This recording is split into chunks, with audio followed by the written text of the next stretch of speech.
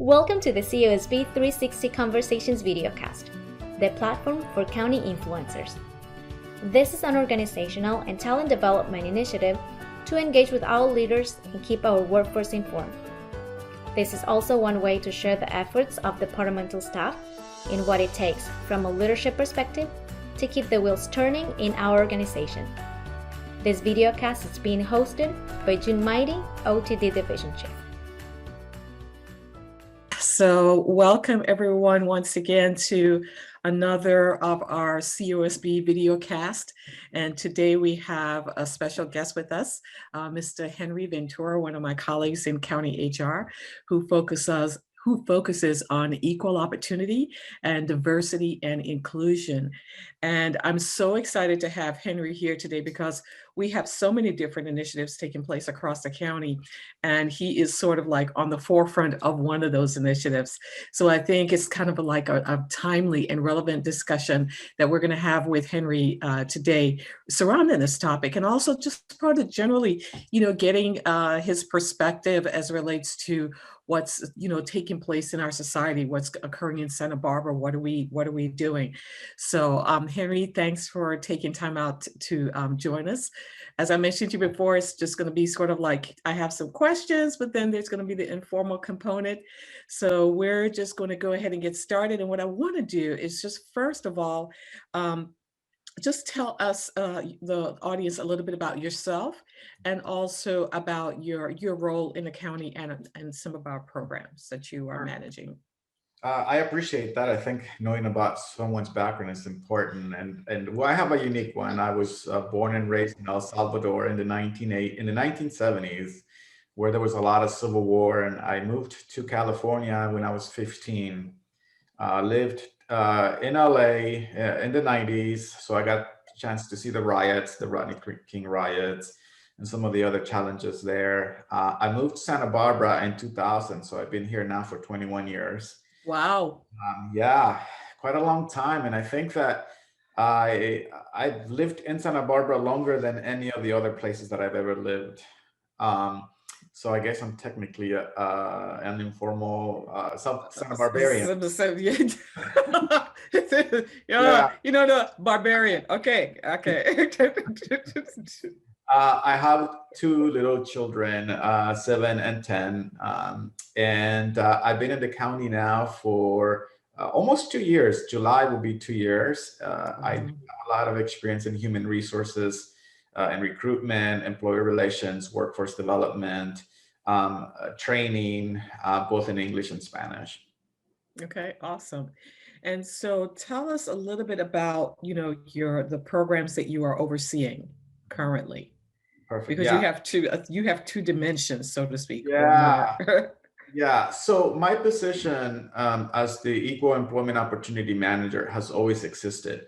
There's been people before me that were doing that, and that aspect of that job is we are responsible for conducting investigations on any of the allegations that are brought forth regarding discrimination or harassment. We are mandated to be able to conduct thorough investigations, and obviously they're unlawful. So part of my role is whenever somebody comes in, I have to take in their complaint. A lot of the times it's informally, you kind of give them a lot of insight, you support them. Sometimes it's a conflict resolution. Luckily I do have a bachelor's in psychology because it comes very handy a lot of the times. That's awesome. Yeah, believe it or not, I never thought I would say that really after I said, okay, I could use it anywhere, but yeah, I use it quite often. And then there's also another element, which is the work for the WSC, which, I'm drawing a blank. The camera is getting to me. Hey, it's okay. It's all right. Respectful workplace. Civil and respect, yeah, civil and respectful workplace. Where it's just a lot of it, making sure that we have a civil place to work at, that we're all professional, that we don't go outside of the perimeters. And this came from legislation back in 2015, I believe, where we needed to address this matters in a little bit more similar manner as equal employment opportunity complaints. So a Okay. lot of it is just conducting investigations. Sometimes, honestly, it's just really providing a resolution at the lowest level possible. Part of things that I take into consideration is the stress associated with some of these processes. And so I do believe that empowering the employee to be part of the solution is vital, because it helps them to honestly just learn to have some of those discussions, because sometimes it can be easily resolved. Now, Sometimes, I like I like what you're saying there, Henry. So let's talk about that. You're going into it. So because you talk about resolving things at the lowest level possible, sometimes things are easily resolvable, and empower employees to do that. What are some things, if you could share with me 3 things, probably 3 tips with our county audience in terms of trying to resolve issues at the lowest level possible? What would you say? What would you recommend? well, in the ideal world, which is not such a thing, right? Because factors and elements are always different. A lot of it could be associated with history, associated with this individual. Sometimes, or actually not sometimes, a lot of the times, if not all the time, there's high emotion associated with it. Mm-hmm.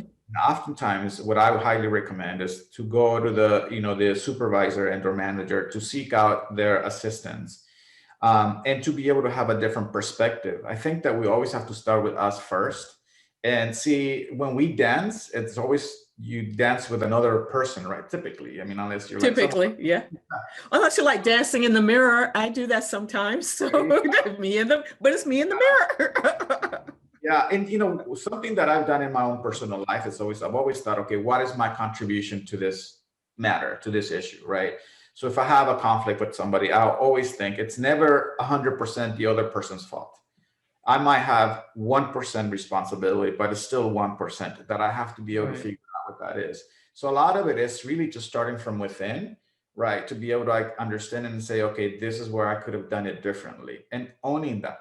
If we don't own that, then we're always going to come with more of a me versus you approach.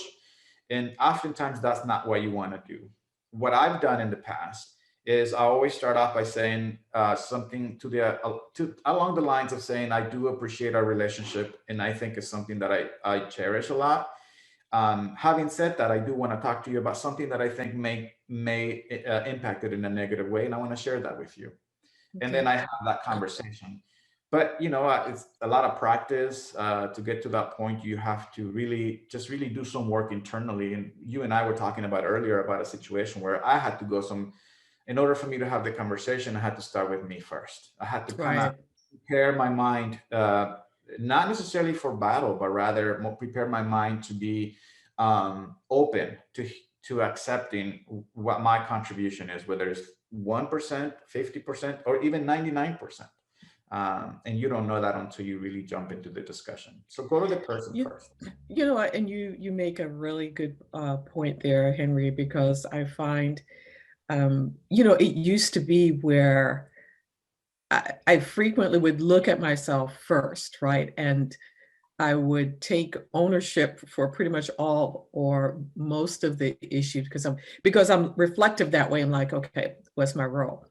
What happened with me is my daughter started, well, coaching me, so to speak. She said, Mommy, sometimes you take too much responsibility. I'm not saying that you don't have a responsibility. Sometimes you take too much. And so I like the way that you do that, sort of that grade. It could be 1%, it could be 5, 10, 15, but there is some percentage of it. And then thinking that through, being reflective, and then thinking about a path forward and the way to best, have that discussion. Yeah. And a So, lot of yeah. I'm sorry. A lot of the times it's just really having somebody you trust that you can go to. And literally, this is what I say to my friends. And you've been on the other end, because I reached out to you, where I say, Mhm. I need your feedback, and I need you to tell me, am I misinterpreting this? And if Mhm. so, can you help me see that? Because when you're looking from your own lens, it's hard to see somebody else's perspective. True. And that same approach could be translated into diversity. And once we talk about that, it's just a matter of being able to see somebody else's perspective, besides your own, to be able to really come to a place where there's a mutual understanding. And you know what, Henry, that the perspective taking is important, I think is essential, But there's also another thing in terms of how do you, even if you do the perspective taking, you are reflective, and you talked a little bit earlier about emotions. So you engage in this conversation, and then either yours or the individual that you're speaking with, the emotions run high. Then what tip would you provide in terms of de-escalating or just sort of mitigating that aspect of the conversation? The one thing I would always say is just don't react in the moment, because the reptilian brain, as it's been described, goes into effect, right? There's the fight, flight, and freeze approach, and you just don't have the ability to really, you enact and you do things that you later regret. So I always pause.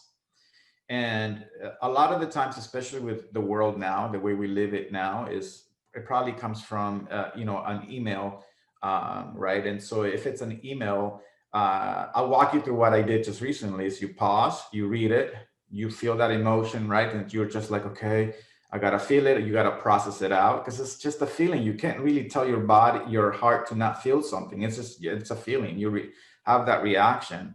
Then you read it later on in that day and see if you have that reaction. And if you still keep on getting that reaction, then you get somebody else's perspective, because they don't have, obviously you don't want to say who it said, Correct, right, correct. But you want to see somebody else's perspective. And if they have one, they'll be able to provide you with like, well, no, I think you're over reading it. And I think that gives you some more stuff to process it.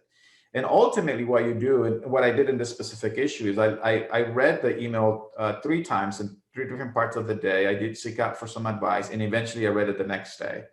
When I read it the next day, it didn't have as much of an impact. And now I'm able to have. And you put that distance between you and the initial reaction. So some really great tips. Thanks for sharing that.